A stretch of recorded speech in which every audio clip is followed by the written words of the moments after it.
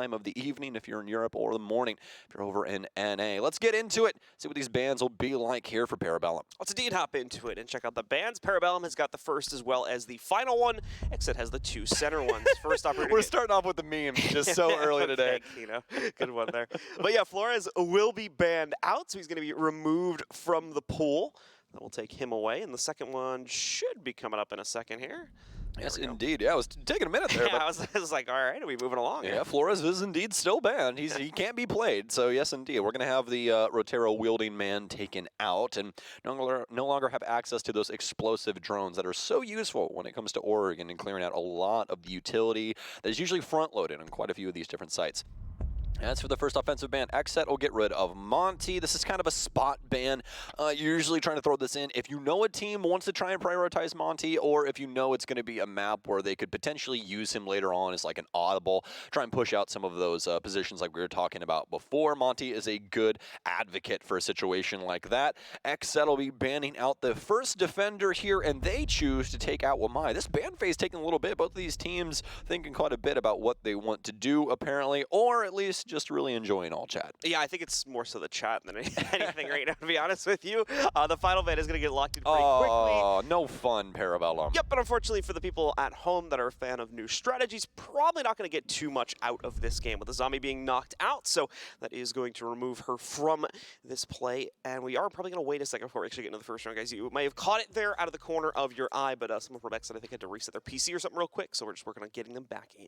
Can we just talk about the angle at which Blaz plays video games for a second? Are you looking at this screen? With the further back monitor? The angled monitor pushed all the way back. It's like basically touching the desk. Like this is like the first time that I saw Shaco play, and I was like, what is going on here? Like full on elbow across the table. Used to a smaller desk, I guess, you know? I mean, I guess so. I have seen over the years, especially for like Siege comp, I have seen some of the craziest setups just to play like CL quals. Like people putting their like entire setup inside of like the guest closet. Any lap keyboarders in your time?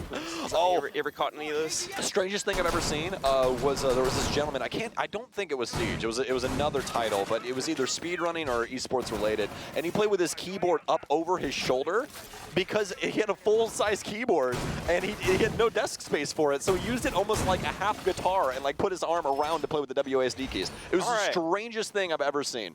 That's a new one for me. Yeah, definitely weird. But I mean, hey, when you're trying to gamer, you got to find a way, you know. I've noticed there's regional styles for how the more eccentric keyboard players or keyboard holders will set them up on their desk. But either way, we're getting a little bit off topic here as the round is finally getting started.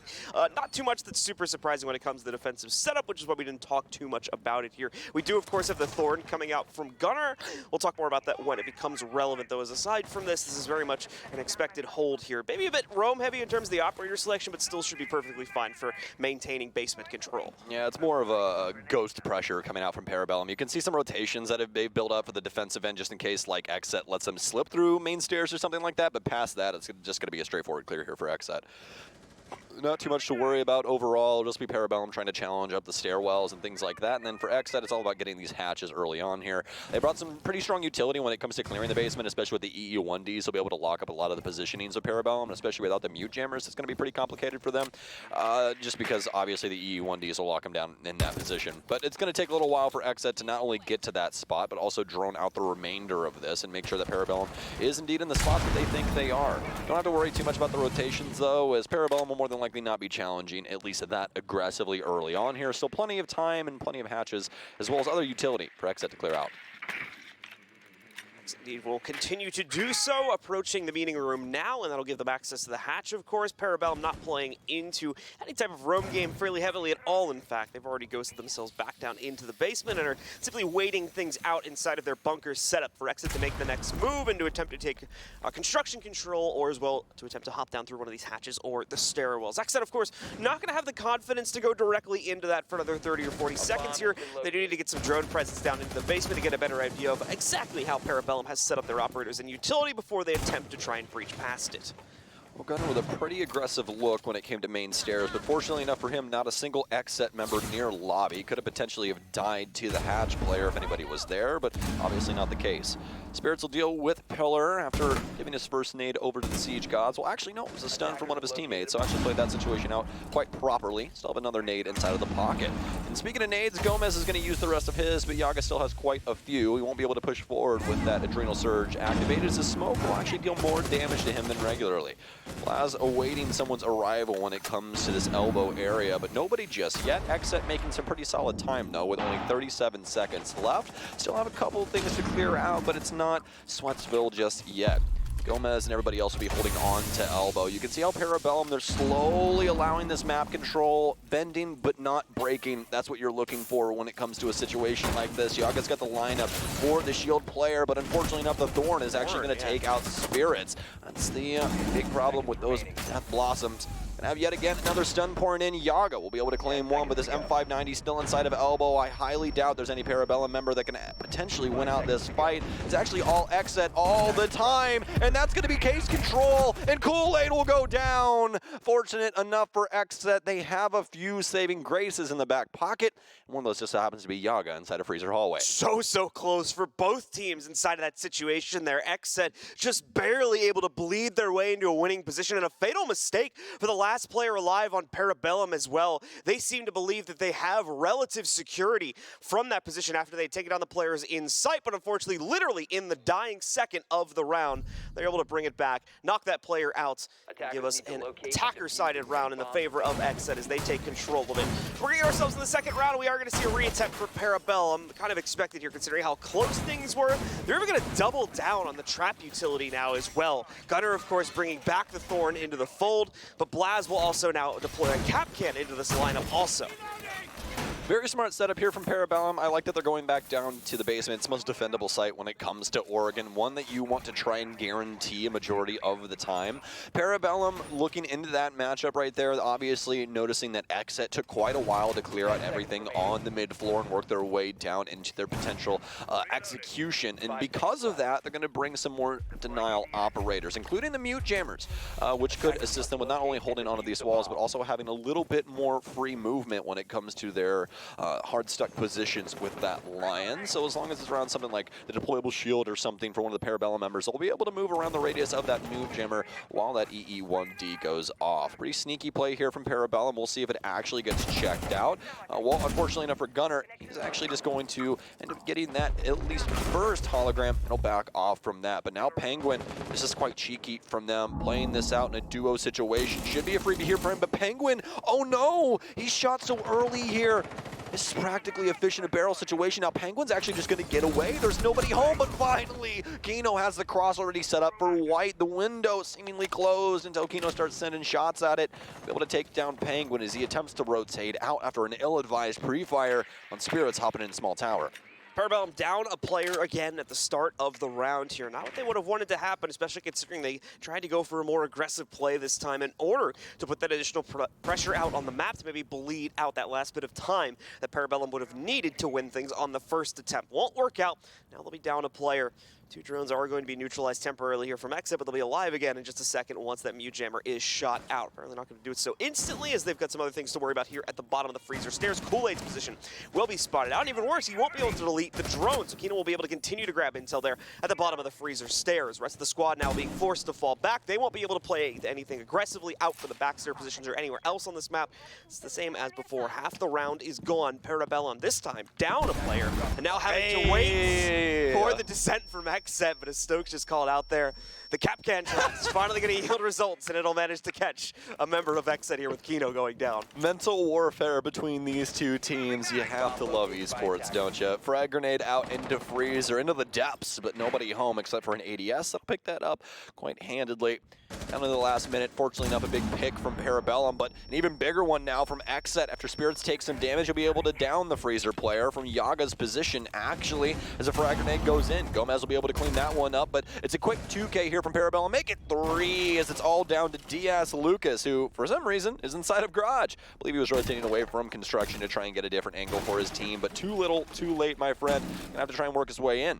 finds any E1D on the door frame, but so many people home when it comes to this situation. DS is going to have to hit some critical shots here as a freezer player. Continues to pre-fire, and this is really all you can do in a situation like this. You just have to try and spam those common angles and see if you can potentially get a kill in that environment, stun out, but yet again, Gunnar swings back into the closet, able to take him down. It'll be 1-1 in favor of Parabellum, with Capcan actually playing quite handedly into that. So PB able to bring it back. They're taking much more control over most of that round as well by playing things more in the face of the XSET players. Not only that, but able to get in their way and catch them with at least one of the pieces of utility that they set up from the defensive side. So beautifully done there by Parabellum to quickly rebound, take control of their basement hold, and now lock things in for themselves. So they move upstairs for the next round here, going for a second floor defense. Okay, upstairs, as you said, John, and this is going to be one that's going to be quite critical to Parabellum's overall defensive end here. They're able to get this, and obviously that 2-1 lead, but an even bigger part of the puzzle. They'll be one step closer to unlocking the basement yet again. They'll have to go to one of the tertiary sites, one of those on the middle floor. They'll utilize the kitchen as its base, and more than likely switch to cafe or meeting. Just depends on what they want to try and go with. And speaking of kitchen, Parabellum's already going to be holding on to that. This is quite commonplace, yes, when it comes to this top floor, as you're trying to prevent anything like frag grenades or potentially a buck from coming underneath and trying to get rid of some of your anchor players. Parabellum are going to hold on to this because of that, as well as some other things that they've lined up across the board on this top floor. This top floor hold can be pretty volatile for the defense, just given some of the angles that the offense can get off rip, especially from this singular games window that we were just seeing there. Beautiful cross that we see repelled on quite a lot from the south side of the building. But how is XSET going to go about this? Well, first things first, they've already got Spirits out here looking to see if he can potentially get a freebie on this top floor, but nothing's going to come for the Nook in this FMG9, so he's going to fall back towards Big Tower and see if he can try and find a different entry point. Activating shock drone. Away from that, we're going to continue to see things devolve here with XSET looking for a clean path to get themselves upstairs. I've not been able to find it yet, and I've not been able to burn out this kitchen position as of yet either. Yaga continuing to wait from the inside of it here is going to try and catch this off guard, but there we go, nade rolling in towards Gunnar. That will defeat his position finally, more so the shield that was defending it, and allow him to be forced back further into the map here, giving the clearance needed for XSET to be able to move forward. Kool-Aid will strike first, however, knocking down Spirits, a fairly important player as well. Spirits actually been struggling a bit this game, now at 0-3 as the most recent round, but there'll be plenty of time to make up for that later on in the game. Either way, though, Parabellum has the edge with the 5v4 going their way. Oh, excuse me. I don't really know what that was. Yeah, but past that, I don't know about you, but it feels as though whenever Parabellum starts doing a lot, and what I mean by that is when we start seeing quite a few layers on these defensive setups, a lot of offenses really get caught off guard with the way that they are going to take things. It's kind of this big question mark, especially with what we're having right now. Spirits is kind of the lead man for this situation. Now we're just having XSET stand outside a dorm's window, as well as try and come up white stairs. This is the most commonplace kind of double take you've ever seen in your life. We'll see if it works out for him. Kool-Aid still having some smokes to affect this situation. With that pick from Kino, this is definitely doable. This is the beauty of that verticality if you can't get the control down low as well, like we were talking about before. Those frag grenades can deal quite the damage to the defensive end, but now with Yaga down, Finka has to try and pick him up. Kino will be able to get one with the flame works out for Blast. There's 3 people on white stairs. Blast probably screaming that to high heaven at the current moment in time as he takes out one.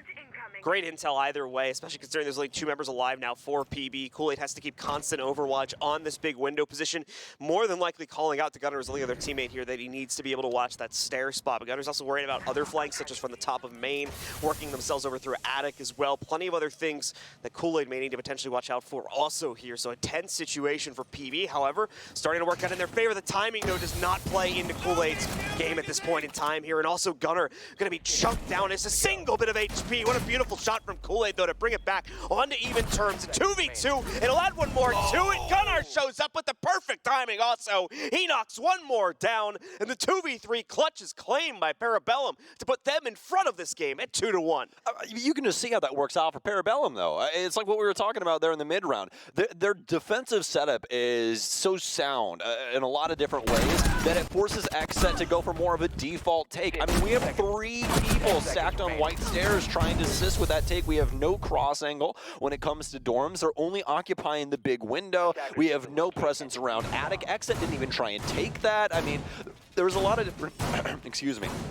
There's a lot of different ways that XSET could have potentially have enacted themselves upon a setup like that, but they went for probably the most plain Jane way that they could have potentially have done it. Now, it almost did work, but that's the fallback of that. As Parabellum knows exactly where you're more than likely going to be coming from in a situation like that, and it's white stairs and big window, and both of those players were extremely ready for a situation like that. Parabellum with another big round, a clutch round, in fact, over XSET, got the lead 2-1.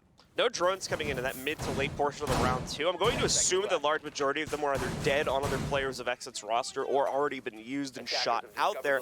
Just because, again, they never really seemed too sure of themselves on the execute inside of that round either. Always, like you're saying, kind of like hovering outside of certain angles, like big window in the bottom of stairs, and never really feeling the confidence to try to go in. So we just saw 1-2 players trying to do so and ultimately getting traded down to a point where Parabellum, yes, they were still behind in the man count because of what happened at the beginning of the round, but they were still ultimately able to bring it back for the reasons you mentioned as to why XSET was bringing a fairly one-dimensional attack to the table there.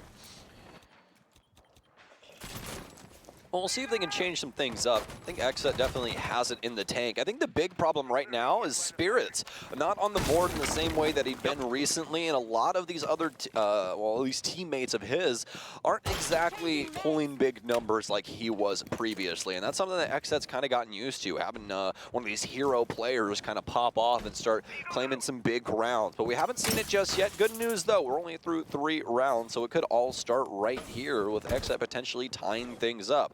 They have lost quite a few drones in the process, though, but fortunately enough, since they have Spirits, they'll have some extra drone economy in a certain way to be able to help their info game. Eska, as well as the rest of Parabellum, though, they've got some rotations opened up here for Attic as they're playing over the top of the bomb site, exactly as they should. Gomez and the rest of XSET seemingly aware of this situation as they'll attempt to push in and clear out from the meeting side. Lack of performance out of Spirits right now could explain some of the lack of confidence we're getting from XSET too, just because the entry game's a little lackluster. Other players may not be up to the task of replacing Spirits in the event that he goes down, but they're going to have to. It's the circumstance they've already been dealing with for the previous 3 rounds so far. Yogg's going to take the first bit of damage. That's all it is, though, as he takes a few shots, opening things up here through the walk-in closet. He'll be brought down by about 10 to 15 HP. Nothing serious in the long run of things, and you're already seeing most of it being negated by Gomez there, as the Finka still huge in the meta right now. Nice. Gunner waits for the opportunity. It's a bit messy, and he will get traded by Gomez, but still able to knock Spirits down again, keeping his record, unfortunately, still down to a donut. Yeah, you want to get in somebody's head, get in the IGL's head. Just keep killing Spirits as much as you potentially can. As long as you can annoy him and try and get him off center, you could potentially have something on your hands here. XSET does a pretty bang-up job in and of themselves, though, when it comes to just playing off of each other. So not going to be the biggest of affairs when it comes down to it, but definitely something to notate either way. As for XSET, though, with this timer beginning to dwindle now, down to 40 seconds remaining, they have to try and get a pick and strong-arm their way into this site, but the pick almost going the way of Parabellum. Kool-Aid now taking some damage back onto himself, but Yaga already looking pretty poor when it comes to the HP bar. Knows that the Habana has to be around here. Kino, oh my, what a shot from him. Oh, Penguin can't land his either through the attic wall. 2 big picks for XSET as they're looking for round 4. Great counterplay coming in from Kino, and that's going to swing the site wide open for the taking. Kool-Aid with the follow-up, though, trades at least 1 back down. Plant still going off uninterrupted. Kino will be able to get that down on the ground. Kino didn't have the confidence to swing over towards security and stop him outright. Even worse, Kool-Aid's going to get caught mid-reload as Kino now re-swings the security angle, takes him down. Blaz will catch 1, but he's got 2 more players to knock out here. And he's stuck between a rock and a hard place in the depths of the site. Going to try and battle out from it to go towards Yellow Hallway. That doesn't really push him outside of this box position. Gives him at least a winnable duel versus Diaz, but no, won't be able to take it. Diaz will win it instead, and XSET tie us up again now at 2-2. I mean, Kino, count your lucky stars, go get a lottery ticket, go do anything. Because, like, the amount of luck that this man had in those situations right there was insane. The timing, especially on the top floor, to not only get 1, but to get 2 inside of Trophy, I mean, you can't ask for anything more. Poor Eska gets timinged on top floor. He thinks that the guy's trying to rotate up to the rotation hole he just went through for meeting, but in fact, or rather for master, but in fact, he's doubled back over into Trophy. Just a super unfortunate situation for most of the Parabellum members trying to fight against Kino, but Kino landing all of his shots in all those situations as well. So it's just one of those things. Sometimes Rainbow Six Siege is just going to be Rainbow Six Siege, and it works out for XSET in this regard. A triple for Kino there, one that was definitely preventable, even all the way down to the wire. I mean, even Smoke taking out the Overwatch on the planter, he doesn't know if anybody else is there, doesn't get too aggressive on it, but he most definitely could have walked up and just iced Kino right there, and that would have been the round. There's a lot of different ways that they could have went down, but fortunately enough for XSET, not only did they have the kills, but they had the objective play as well to seal the deal. Well, Parabellum have had a sequence of 2 rounds pass by, which means they have unlocked the basement for a retry since they took control of it a few rounds back. Let's see if this will lock in their 3rd round, or if XSET still has the winning formula to breach past this defensive setup, work their own way into the basement, and steal away this lead for a 2nd time. As far as the Parabellum setup is concerned, they're not going to rely on the traps again, as we saw on the most recent attempt, the Cap can pick up specifically, giving them at least 1 frag over the course of that round. They will still keep the Thorn in play, of course, but they'll go back to something more akin to what they had in round number 1 here, with a little bit of extra intel being added into it, because Penguin will play onto the Valkyrie here. Yeah, those Razor Blooms quite strong, as we saw earlier on in the game. Now for XSET, very quick move into Freezer. Gomez has a look just for a second from the smoke. Kool-Aid with a very, very fast challenge, and the potential to lose his noggin, but just testing the reaction time of Gomez there. And speaking of, oh my God, He failed Kool-Aid. Yeah. No, Gomez passed. He definitely passed. I would say Kool-Aid failed testing his opponent. Yes, indeed. You know, I think he went a little bit too far, and you could say the same for Kino. This is just something that happens sometimes. You just assume, right? You assume you're safe. You assume you got the pick. Nobody's going to challenge it. Sometimes you die inside a Z.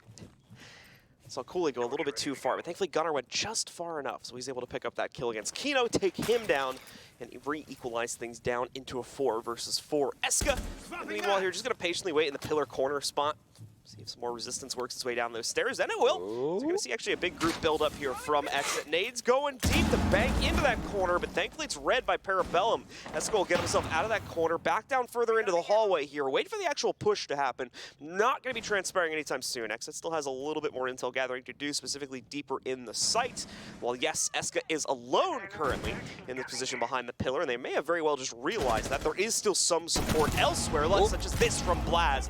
Has the peek through inside of that soft wall to knock out players trying to venture forward through the back stairs. Blaz get baited a little bit here, but thankfully the player that is on the camera is also the one back in construction, so no immediate threat of a re-peek against Blaz. And as well, the second player trying to work their way back down through the back stairs, Gunnar. I think has been fended off. Indeed, Stokes just mentioned it. We've got this nice play from Gunnar being lined up too, as he snuck up through the freezer stairs and has now lined up a flank position against the rest of this push from XSET. Has to be snappy, has to be quick. EE1D out, but he's been marked on the mid floor. He's just going to start sprinting back down the stairs. He needs to be present inside of this 4 versus 3, but no, he's actually shifted over towards meeting. Knows somebody has to try and check him out, and they will. Yaga will have the challenge, waiting for the swing, and the case down. It's down upstairs. Spirits has to try and come get it.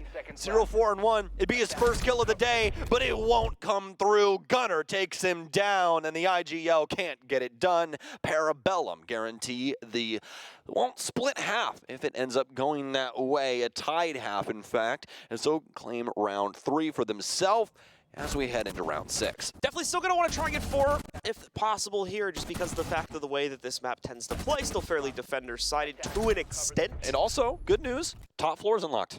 Very true. Very, very true. So they'll probably head up there. As we were talking about previously, they are going to get that basement unlocked once again, and they did. They go downstairs. They're successful at it. 2 out of their 3 defensive rounds so far have been on that basement floor. The other one being on the top floor. So looks like we have a ball game here. Potential for Parabellum to take quite a hefty lead here early on. A 4-2 split. XSET, in the meanwhile, was showing us some pretty interesting picks in the operator pool, and we're still going to see a few of those swapped around, such as the Capitao coming from Kino, being moved away over towards the more normal pick of what was a Hibana, but has now changed over towards a Twitch, so a lot more aggression coming in here from the XSET roster to try and possibly make these entries work out a bit better for them. Spirits has still been struggling in that department, and Gomez, I think on the fallback here, has had more mixed results at 5-5. Overall, Kino is the only positive player at the moment, so they're going to give him the freedom to go onto the Twitch and maybe add that little bit of extra aggression, at least to the entry game, that might be needed for XSET to get their feet onto the ground, and more importantly, into this site where they have been struggling a bit. Well, XSET has struggled in more than the entry department. Really, it's been clearing the map when Parabellum goes for some of these advanced setups. They're just more layered when it comes to some of the positioning of these defensemen. Like what we see currently downstairs inside of Split, Parabellum forcing XSET to try and take map control to work the map the way they want to. You can see XSET, they've packed the depth charges here. They have 8 frag grenades, but they have no way of clearing anything out minus the smokes, or potentially a little piece of something else. But wow, what a shot there from Gunner. He'll take down Gomez. It'll be a trade back and forth, but I mean, I will take Oryx for, Finka literally any day of the week. It's also like he was out on an island at that point. He was probably going to die anyway, regardless, so we had to try and do something there. And guaranteeing a 1-for-1 is probably the best, one of the best outcomes out of that situation. But it's more than a 1-for-1 because it's Oryx for Finka. That's true. These things do not have the same weight, but that definitely does. Kool-Aid would go down yet again here. A big pickup from XSET. They had this the last round. The smoke dead, the chance to work their way into sight because of it. Looks like it'll rear its ugly head yet again. We'll see if XSET can force this angle, or if Parabellum can come back in the top floor yet again here, like they did the previous time. This one, though, a little bit easier to palatate, as Parabellum will be able to at least occupy quite a few different areas, including the window angle, but DS ready for that as he'll swing into Penguin. He's ready for Parabellum's antics, but are they ready for this push? A lot of ego challenges coming out for Parabellum on this round, and possibly oblivious to the drone intel as well. So many of them just constantly flooding in, especially upstairs there from XSET. So we see Parabellum trying to make these aggressive plays, trying to go for these swings. Ultimately, it's right into an angle that XSET had more than prepared themselves to take a challenge at, however, so they're easy kills across the board for XSET, and they have no problem locking in that third round. Sorry about that. I said to finish up the stretch a little bit there for a second. It was definitely quite an interesting half there from Parabellum.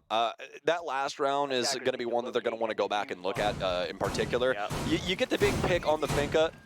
The callback from that moment is there's a very big story that's going on for the defense there. And it's a conversation that you kind of have to have and be like, all right, listen, we need to pull everything back at this moment in time. I think the big thing there is I was looking at my notes when this was happening and that kill happened. I believe he got shot through the cafeteria wall, right? He just randomly shot through the wall and killed somebody. I think that's more than likely why that comm went down the way that it did. He could, you're talking about the first... Yeah, I'm talking about the first PB engagement. kill, right? Yeah. No, he could see him, I'm pretty sure. It was like a clutch shot, but I think he could see him. Okay. I think there was a breach in the wall there. Yeah, but either way, whichever way it goes, I mean, if he had the info, then they really need to fall back. If not, it's just a big pick, and they really don't know who's dead. But, like, if you know the weight or the value of Fink in that situation, then obviously the call would be to try and dip out and play it off of sight. But for Parabellum, it just went a little bit too far. And I think the big thing past that was obviously the smoke going down, no more prevention when it comes to the actual site, unless you count the lead inside of the guns, but that's really not going to assist them too much, as that's the plain way of doing that. Won't deny space like you want to with that smoke. We're about 25 seconds in here now, folks, as we'll be working our way in from the Parabellum side of things now, as they'll be on the offense. So Parabellum looking to change up their fate after they are able to at least bring an even score line to bear here between both of these teams. Now needing to show us the other side of their strategy, though. Will it be enough to breach past the XSET defenses? Well, Yaga at least seems to want a direct challenge here at the top of Freezer Stairs. Penguin also will get downed, and nearly get down a second time as he's facing off in T3. He gets a player down in T2. Finka literally saves the day here and gives PB their opening kill because the player from XSET tries to retreat downstairs, thinking Penguin was just dead on the ground. Little did he know that the Finka was going to immediately bring him back up, allow for the exchange to go back into the favor of Parabellum, and now with the other kill they've negotiated for themselves, already have brought this round down to a 5v3. And yet again, Parabellum, they're going to have a down player. Gunner's going to get picked back up. Kino will be able to take down Blast. He's going to continue to swing. I love this aggressive look from him. Going to swing out of the freezer stairwell, and would be ill-advised as there are so many people around the area. I love the aggression here from Kino. He knows how strong this M590 is, and he's using it so very well, but he can't land some of the bigger shots there. Unfortunate, as he'll only be able to tag up a couple of players, but the big thing right now is look at the amount of HP Parabellum has gotten back out of those adrenal surges. Tell me Finka isn't worth her weight in gold. You would practically give anybody over on the defense if you could trade out this operator. It's truly incredible what she's able to produce on a round-to-round basis and just the value that she has. Penguin, he's going to get tagged up here. Not too much to call back on past that. It's down into the 4 versus 2. Parabellum, they can take their time. Still 3 drones active. Yaga's going to get a big pick here because nobody knows that Yaga's trying to get aggressive inside of Freezer. And he's almost equalized it here. Parabellum, they're letting it slip through the cracks. They continue to be aggressive on more of an isolated basis. This could be XSET's round. XSET stuck in a cage, but they're going to fight with every inch and claw they have to stall the execution out. It's Parabellum now bringing it down to a 3v2 from the 4v2 advantage they had initially, taking things very cautiously, or they were at least up until this 30-second marker. Now they're just going to leap in through the E-hatch, try to push themselves into sight, but Yaga, he's ready for the challenge in multiple apartments. Misreads here, thinks there's going to be some pressure coming in from Freezer. He's not correct about that, but Gomez still able to grab another player, and the last one as well will be scooped up by Yaga. XSET with a beautiful comeback there inside of the 2vx. They close out this initial basement defense. Oh, that was not the way Parabellum wanted that to break down at all. You have a 4 versus 2, and not only that, but you have some of the freest picks early on possible. But they just overswing. Blaz coming down. Freezer, this aggressive look here from Yaga. You know, Parabellum trying to do just a little bit too much and not trying to keep it on the straight and narrow at the current moment. It's a little bit of an oversight there, but definitely something they can try and ring in and claim rounds like that. Not one you want to see them losing up against XSET, but I can tell you this, Yaga especially playing lights out inside of that situation, abusing every single angle that Parabellum would potentially give them, and winning out every single fight that was given to him. I mean, he is definitely the highlight of that round for me from XSET. Definitely the case. So time to see if XSET can keep things consistent now, as that has been the big problem for them. They've had no problem finding rounds, but winning them consistently to take a serious lead has been the issue, not only for them, but for PB as well here. PB gonna throw us a bit of a curveball. I was waiting to see it get locked in. I don't believe we're getting any repicks though, so it will be the case in a moment here, and there it goes. We are going to have the Blitz coming out hot for Penguin here. Let's see if it yields results, as we've started to see him get picked more and more here on Oregon. Well, it's time for the interesting part of this conversation. This isn't a basement defense from XSET. That was going to be my next point. Which means that a lot of the close quarter situations you're looking for in Blitz aren't exactly going to be presented in a site like this. There's a couple of areas in which Blitz could be very useful. The big one, Trophy, and it's just going to be pressure so that Gunnar can more than likely hold the crosshair. We're about to find out if I'm right. Penguin's already pushing up the stairwell. I'm assuming he's trying to get everyone to fall back from Trophy and fall into that LMG that's holding the game's window. You can see some more pressure coming up from the staircase here, but when you don't know that there's a cross from Attic, you're probably going to die, and that's going to be 2 people going down. Kool-Aid will be able to refrag onto Kino, but what's it worth? I mean, it is the smoke, but still so much site utility to worry about really when it comes down to it. Still the Nitro cells, as well as some good info game from Yogg, depending on where these cameras are. DS will be able to cross. They weren't even able to get the kill onto Gunnar, who was the other kill, or rather, they weren't able to get the kill onto the Valkyrie crossing because Gunnar had ended up dying already. And Yaga continuing to do what Yaga does best, take these gunfights and win them out. This MPX looks so dastardly in his hands. It's all down to Kool-Aid, and Spirits will win that out too as he simply pushes the closet. Parabellum can't get anything done on this offensive side. Parabellum throwing a little bit of a curveball strategy out there to see if it works, and that's not surprising given the fact that we've seen them do this in the past. Just unfortunate here is it does flatline the entire round as soon as the Blitz dies. Listen, I'm not trying to be rude or anything, but I don't care what you do for a strategy. I care if you still drone and know what's going on inside of the site before you do said strategy. A strategy like that with Blitz trying to apply that pressure in that way, if that wall's open, you're in trouble. The fact that they didn't confirm what was going on whilst still having to clear, you know, main stairs utility and everything else, so at a bare minimum, you can assume XSET knows that you're going to be using that stairwell. You don't take that time to try and find some extra insight as to what's going on. You still have 3 other people doing things outside. You still have 1 person downstairs, I guess, throwing some frag grenades and stuff like that. But what are the other 2 people doing? I mean, we have Gunnar on the window. That accounts for 1. So again, we're still down to 2. So it's just like, all right, what's the situation here? We're not really utilizing our drones early to try and get any information. We're really just not doing too much. We're just trying to throw things at the wall and hope that it sticks. It seems like just a little bit of mismanagement of like people's roles at that current situation for Parabellum, which is extremely unfortunate because it was definitely a strategy that could have worked. I mean, if Blitz is aware of that wall being open, they could definitely have ended up, you know, pushing that pressure like they wanted to through Trophy, forcing everybody back and actually having them die to Gunnar on that window rappel, but it was all for naught because of 2 big mistakes. The assumed swing that we saw from XSET that I'm assuming killed Gunnar, and also the big misread as to what was going on inside of Trophy. Could have explained why we see a sudden pause show up from the PB camp. Things are getting a little bit dire in terms of the scoreboard here now as well. XSET only 2 rounds away from being able to close this map out, so PB need to wake up. They need to do so immediately. Few repicks are going to show up for this squad.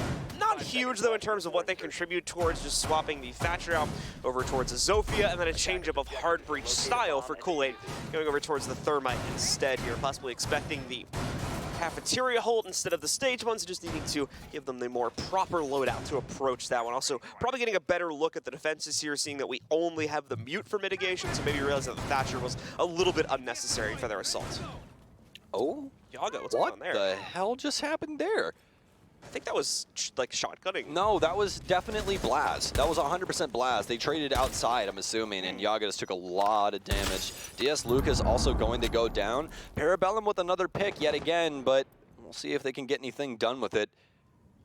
Kitchen player here, Plasmo's definitely hearing that. XSET starting to get away with quite a bit, and I'm surprised that Plaz has to reload so early here. I don't know how many LMG bullets he used inside of a minute, but wow, okay. Looks like Parabellum already, they're going down. They're going downtown. Finally, Blaz will be able to hop in and get a kill after reloading that LMG and going through the longest animation known to mankind. Spirits will be backed off of Big Tower Stairs, and somehow, some way, Blue, we have reached a 3 versus 3. It's been a bit of a Looney Tunes round so far. Blaz has a kill. Blaz picking up another kill. And we're playing puts it into the favor of PB. Gomez does not have the angle from the top down, but at the same time, Caseholder is going to hop off it for a second. Penguin does not feel he is safe, so he moves away. Spirits may have called something out on the back flank that may have forced that player to move. Something has made them believe that they do not have a safe plant here, so they're going to hold off on it. Only going to be seeing Penguin repick that back up, but at the same time, Gunnar has been hunting down a member of the XSET roster. He will succeed in taking them down. Spirits is out for the count. Gomez, previously upstairs, now the only player left alive here inside of the 1v3. He's got to try and find some way to reinsert himself into the building, as this is a round that I don't think either of us expected Parabellum to necessarily come out on top of it, but they do manage to get things done. How come we always have to get the games that there's so much going on that it makes my head spin at the earliest potential hour slot that we have every time for us? I'm gonna be honest. XSET got a little too secure to themselves there in that situation. I think once the Kino got the free 2K over by the stairs, it seems like the team got a little bit too lackadaisical about their positioning, and that kind of left the floodgates open for Parabellum to pick up a few kills to bring it back, and things kind of snowballed from there. Yeah, you know what the Siege community calls that? What? The Levron effect. Sometimes you just shouldn't type in chat. You know, guys. that's true. I completely forgot about that mid call in the all chat in the middle around there. Yes, indeed. Yes, indeed. You know what's the funniest thing about the whole Levron effect situation as well is that Levron has always been that kind of person as well. Is anything happens at all, he immediately types, and then the worst things happen to this guy. I'm telling you, this has been a year after year after year.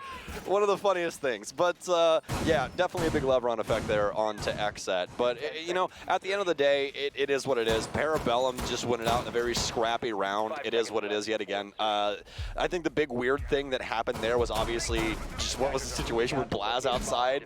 We're 45 seconds into the round, you're reloading your entire LMG. What have you shot at, my man? What are you doing over here? It's just very, very funny. But either way, though, bigger shots coming out of XSET here over towards Shower. Yaga's going to fall back, though, as it is a basement defense, and Warden very impactful when it comes to a basement defense, with Twitch along for the ride as well, and those smokes could have the potential to actually end up utilizing those glasses quite handedly. So we'll have to see how that one will end up working out. Yaga does have some form of assistance. Ooh, I do believe that player is outside, so don't sweat it just yet, folks, but Yaga, obviously, with somewhat of a potential, get a kill there. Parabellum, though, they want to take their time and make sure that none of these XSET members are potentially laying under a windowsill or playing around meeting or anything of the sort. Yaga almost on the correct timing there for that push coming down through Yellow Hall, but has to fall back just a tad now after missing the opportunity. It's also going to be a little bit of a safety drone working its way through here for Parabellum just to make sure there's not going to potentially be a repeat from Yaga or someone else. The drones do not spot him. The Twitch drone does, and it'll shoot out a tiny little sliver of damage. Not anything that Yaga really needs to worry about, however, as it just falls back a bit deeper into Freezer. Yes, indeed. To this day, Warden's running animation still throws me off just a little bit. Either way, Gunnar will start coming down main stairs. Not too much back and forth between these two teams. Pretty steadfast round when it comes down to it. Gunnar's got a pretty strong position and a dead DS Lucas as he crept down Laundry. unnoticed by the defense, able to get a big kill. Now with that, looks like they'll be able to at least work into these hatches and start clearing some of these utility pieces around the site. Still have 2 shields lying around, more than likely one inside a freezer hallway that they want to get rid of. And of course, as we all know, the Pillar's position, a pretty hot commodity when it comes down to it, especially for the offense. If they're able to dislodge Spirits, they practically have a foothold on this basement setup and can start trying to force a plant into stock. See if they can get the job done as XSET ready for the challenge here. We can see Spirits as well as Gomez, or at least there was a position from Gomez there playing up towards Pillar. He's going to get naded out by Penguin. No push made yet, but that's not a problem for Yaga. An easy snapshot adjustment from him, and he still is able to knock out Gunnar. 2 players down, however, from this roster. Now they bring back a second one against Parabellum as well, with Spirits' most recent pick against Eska. Blazdo sneaking right in from Freezer. Finally makes his own insertion to take down Yaga. Give the advantage back to our attackers. Spirits, though, takes it right away as he denies the backstairs pressure trying to work itself into the site. Toxic Babe is through, but a smoke is out as well, allowing Kool-Aid deeper access to this site. Second player moving in also here. The shotgun pellets are out, but they're not going to make an effective play. They don't kill either one of them, but they bring them down very low, setting up this potential clutch from Spirits as he knocks down one. Kool-Aid, however, takes the initiative. He gets aggressive and swings the freezer position instead to win out the round for PB. I'm not even joking. I'm pretty sure Kool-Aid stood up, said, what? And then he was like, I don't really know what I have to say. And then he just sat back down. Like, that was truly incredible, though. Down to the wire in between these two. XSET, they can't make a stand on the basement setup. It seems like Yaga's going to be their saving grace at first, but they kind of misstep in a certain way, and they allow a singular man, John, with a very big gun, one that happens to shoot quite quickly. Blaz with an F2 creeps into Freezer and decimates the entirety of the XSET setup. Past that, some very big missed shots when it came to that M590 swinging through the laundry rotate and couldn't claim either one of the Parabellum members. That was the make or break there for that clutch situation, and XSET broke, unfortunately enough.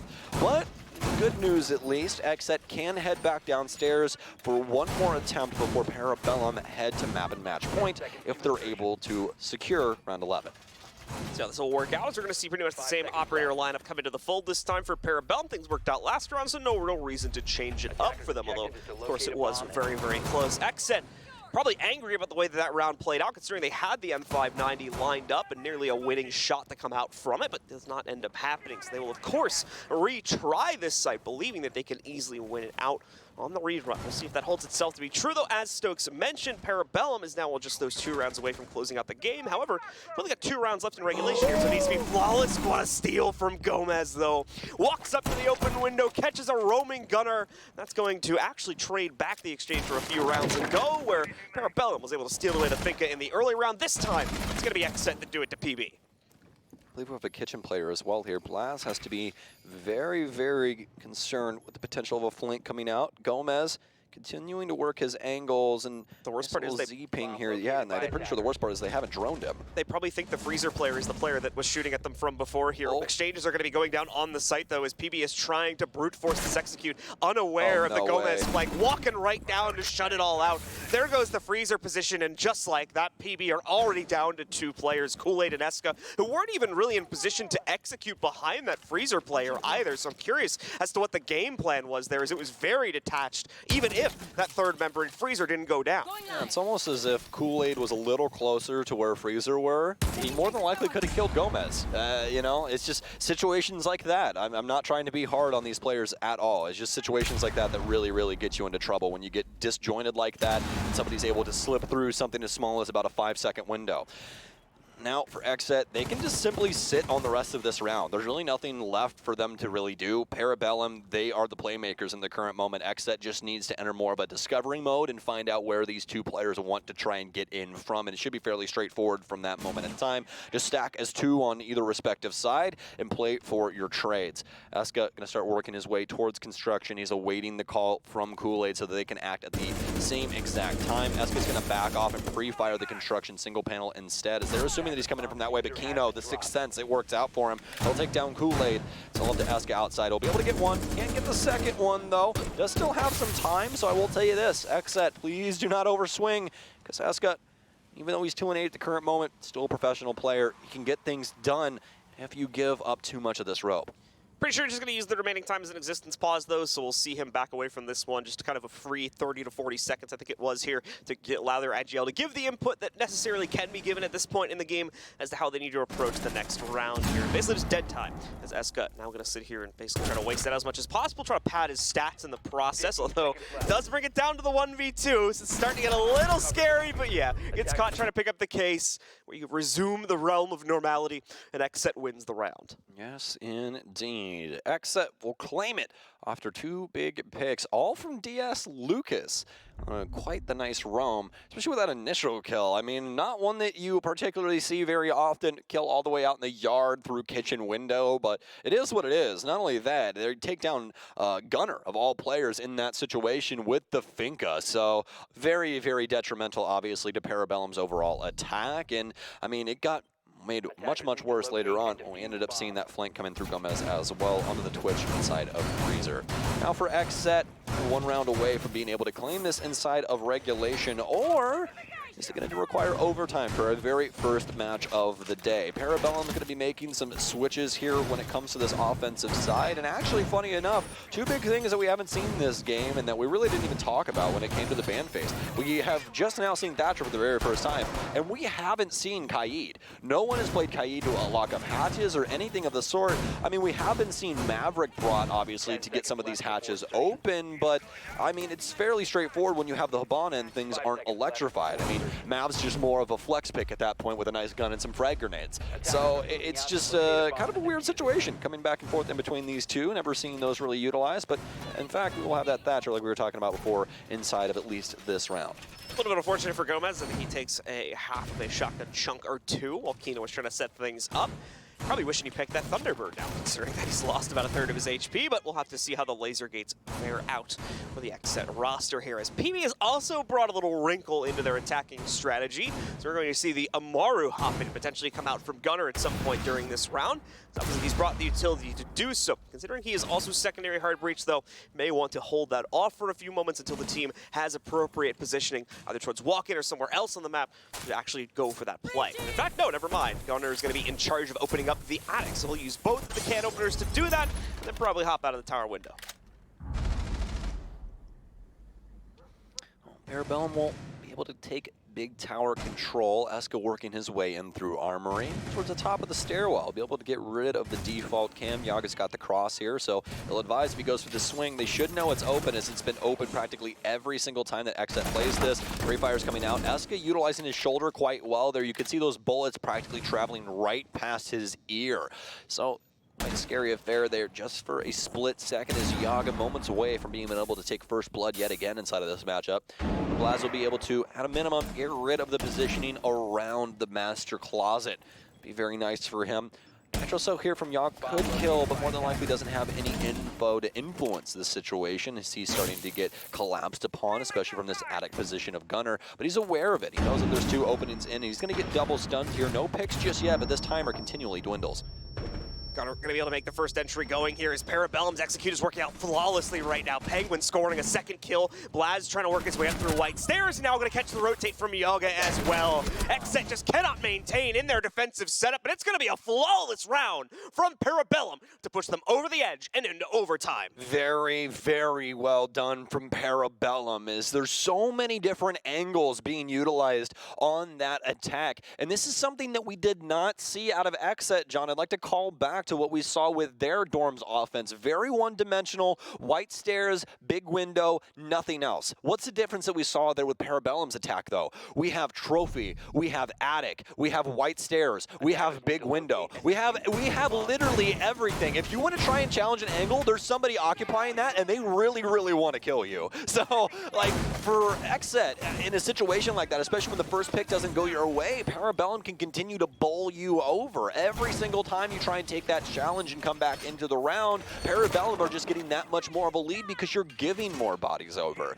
XSET just not really having the denial in the way that they needed to on a setup like that from Parabellum, and it just left them in a pretty bad situation. And fortunately enough for them, they are going to have the majority of the defenses when it comes to overtime, so they'll have some chances to right their wrongs And it's going to all start in the basement here with Parabellum applying their own pretty unique setup, at least initially, before switching off to what we've been seeing a majority of the time. Kool-Aid's a liar in the meanwhile. Said he was bringing the glass out in the They're chat. always liars, Hot John. swapped it over to the Hibana. How dare he speak a mistruth to his opponents. XSET, doubt they're going to fall for that, so not going to be too big of an issue for them there. And on top of that, too, we did have a Ying initially selected here for Penguin. He has since swapped that as well over towards the Maverick. So again, we've got a pretty straightforward attacker lineup here to be able to approach the basement. What we don't have is a pretty straightforward opener. Yaga standing right out in the opening of the yellow hallway, takes down the first member of Parabellum. The troubles for our attackers don't stop there either, as another member of the squad also falls, I believe, trying to push towards Kitchen, and Gomez catching the lurk from Gunnar to finally get this trade going. It does not pan out. Gomez gets the LMAO in the chat. Spirit shuts out Penguin trying to approach the basement relatively quickly as well, and that's now left Kool-Aid very, very lonely on his own here on the first floor. Yeah, that's a really cool flawless round you had there. Do you mind? Can I borrow that for a second? If we just Thank steal you. one of those? I'll have one of those too. Costco, right? Got good prices? That's what I heard. Well, Kool-Aid, I would love to commentate this, but I really don't know what's going to happen for you here. More than likely, he's going to peak and die. If I had to take a wild guess. Oh, that's a bold strategy, Cotton. I'll have to see if it works out I for took him. a really safe bet there. Yeah, well, he does have stuns. He's got that going for him. He really wants to wait for this peak. He's like, dude, my favorite thing, look at Gunnar in the camera right now. Gunnar just has his hands under the desk and he's like, I don't think this is going anywhere. Unfortunate circumstances there for Parabellum, as it's the pick show, or, I mean, you could really say the gun show for XSET inside of the opener there. They take the first round of overtime and are trying to make this pretty lickety split at the end of the day. Yeah, they win it quickly, too, as that round is pretty much decided within the first 30 seconds to a minute of play. Parabellum not giving themselves even a chance to bring it back, unfortunately, as they double, if not triple down on the initial two losses, trying to make up the difference, and it just does not pay out. They're also going to go for a basement defense here, as obviously we're in overtime, so the sides are going to switch every round now. XSET does have the inherent advantage, quote-unquote, of having the two defensive-sided rounds here, so they're going back to it after this round, if they even need it, however, as they can, of course, close it down here at 8-6 by winning this attack. They can indeed, and not only that, but they've brought quite a few frag grenades and the Lion yet again in order to assist with this. There's not going to be any mutes on the defense, so they won't be able to utilize those around some of the positioning for some of these anchors, but, you know, as we've talked about previously on the desk, not exactly the best way to use mute. It's just one of the ways that you definitely can if you have an overabundance of denial. Otherwise, you're going to usually see mute jammers around areas to try and deny drones or potentially a wall. That's kind of like the last thing you're going to see mute brought for. No one's just going to bring him as a direct counter to line and be like, all right, it's the only reason that we're bringing mute. But past that, though, Parabellum are out and ready here for XSET's arrival onto the building.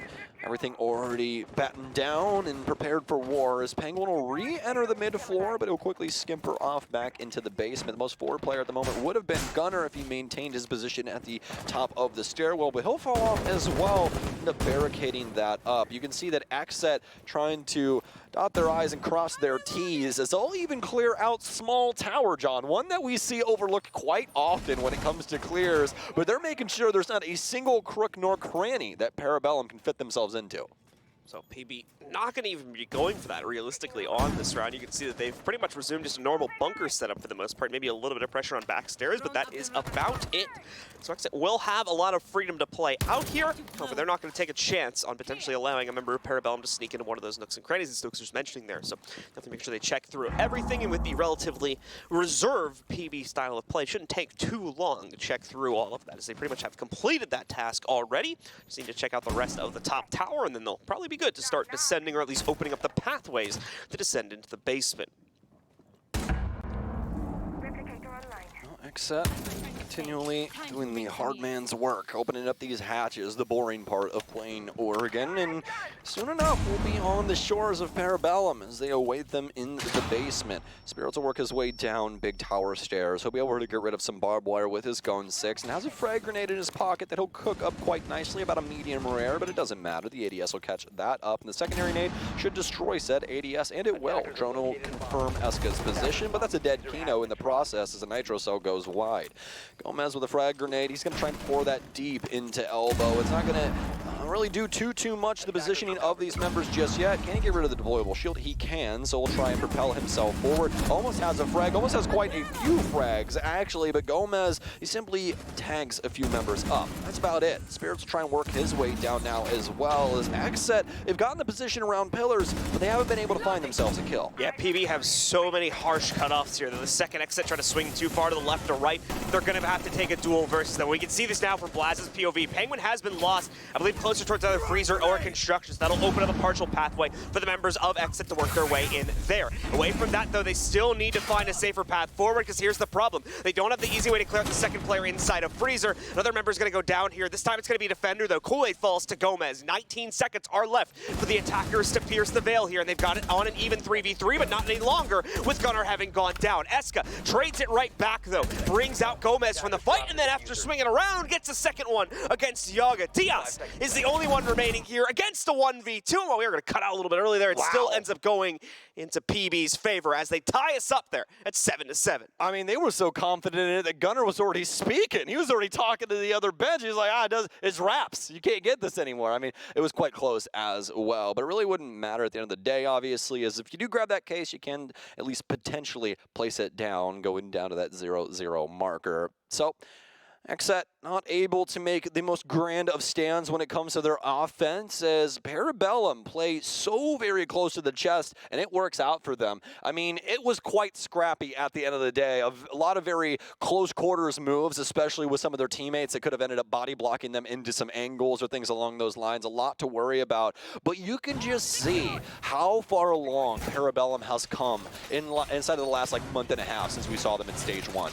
This newfound roster for PB, at least with the 2 new pickups, they're looking so very solid up against these kind of teams, especially teams like XSET, where, you know, it's sometimes just pure unadulterated aggression, and they are just trying to fight you in every sense of the term. Parabellum can do that. They can do strategy. They can do a nice little fusion of both. They got a lot of different flavors, and it's really nice. It's almost like an ice cream shop during the week, right? You just got 7 different daily flavors that you can go for, and that's really the way they look. You can look at Parabellum, is that they can play a lot of different strategies, and it works quite well for them. We'll see if it can continue to work, though, as XSET are down for the very last time on defense, the top 4 defense. They'll be holding things inside of this mid floor, at least for security's sake here, for quite some time. Do or die time for Parabellum on the assaulting side of this map as well, so a lot of work cut out for them. And even beyond that, XSET with the upstairs hold, still a confident site to play into. Let's see how Parabellum will at least try to go for their initial clear. Fairly tepid amount of drone intel kind of trickling in for them at the moment, but not anything actionable at this point in the round. Interesting extension there for XSET too, to go over towards Arsenal. This is an area of the map where we've seen Parabellum try to take their initial control towards, although it's not going to be happening on this round. Much bigger priorities. We see a deep EMP thrown out there from Penguin. Much bigger priority in clearing out the master bedroom area, and it should work out quite well for them. Gunnar as well already does have an opening into attic, so he's going to be a little cautious of that, playing up top here with the Amaru just to make sure no one tries to go for a rotate in that area. Slow and steady for both of these teams. No one wanted to be the first one to make a mistake. XSET playing this pretty close to the actual site at the current moment, allowing Parabellum to start taking control of Trophy as well as Master. Kool-Aid being able to confirm that really nothing happening around games either, so Penguin will EMP to try and free up this single panel. We'll see if they try and breach this, but as of right now, they just have to worry about these deep set XSET numbers as well as Yaga inside of attic. Yaga being the big piece of the puzzle here, that if they potentially stop, we just went out the round outright with a games plan. We'll take down Gomez, gonna be a big piece of the puzzle here, and Kino will go down as well. Yaga, your number's been called up, my friend. It's time to do the dirty work, otherwise XSET will lose to Parabellum. Penguin, he's gonna end up getting lit up, but it's actually Spirits with a nice move, and he'll drop off from sight. Yaga won't be able to win out his gunfights. Eska, I believe he's taking down Spirits as well. It's all down to Diaz with just the EBR. He'll be able to get one, but it's gonna be a push from behind, and Parabellum takes the game. Jesse J. Chick, eat your heart out as the Canadians take it. Just rude to Jesse there to go right he towards deserves that. it. But what a massive victory here for Parabellum today. You could see, you could feel it to an extent here. The palpable on stage over in Vegas